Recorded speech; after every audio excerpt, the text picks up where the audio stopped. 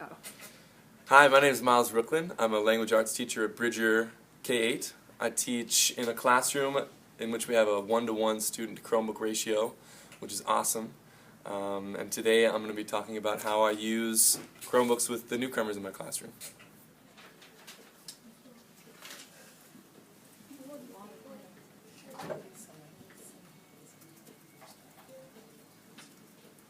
Go. So we were looking for ways in which we could provide more of an opportunity for authentic communication with these newcomers at their level of comprehensible input, because everything that we were doing in class, from science to math to language arts, was just going over their head, and they weren't really engaged at all with us as teachers. They were just in their independent work on their own. And every once in a while they'd have a buddy from the classes help them with that independent work, but that wasn't the best situation either, because that would sacrifice that student's learning time as well, and that typically was like kind of an extra thing added on at the end if that student was finished with their work. So with the new situation that we have with Google, we have all these Google apps at our disposal in the classroom, and all the newcomers come with iPads, and we all have technology in our classroom as teachers. And I decided to just start using the app Google Hangouts with my newcomer, which is basically just a chat room app in which you can open up a conversation, and you can have video conferencing, or you can just have text conferencing. And so we decided to try Hangouts as a way to give the newcomers an opportunity for this authentic language practice at their level. So I showed my newcomer student how to access the Hangouts via her iPad or via one of our classroom Chromebooks, and how it would work with me typing on one end, her seeing the type, and then being able to respond to me.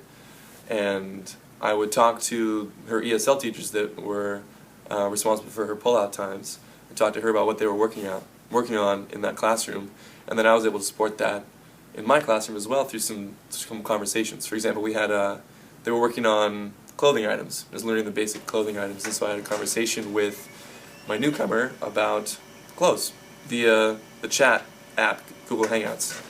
So I was able to teach my lesson, I was able to converse with other students, and then I was able to multitask every once in a while, coming back to my computer and asking a question or responding to my newcomer student, who would then be able to work it out and respond to me in turn. And what was really cool about this was I could show her ESL teacher the entire conversation that we had, which means it was a pretty easy way of just an ongoing formative assessment. And then later on we found that I could include that ESL teacher in that same conversation, and she wouldn't have to be responding all the time, but she would always be able to access that conversation via her computer and her account. And then after that we were able to link the rest of our middle school staff, or the rest of the teachers that newcomer would see, to that same conversation. So when she would leave my classroom in the second period, she would be able to go to her third period class and continue that same conversation, but with a different teacher.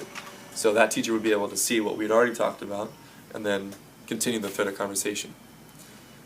So I found that, one, it was really engaging for the newcomer to be able to communicate with a human being in English, even though it was through the computer.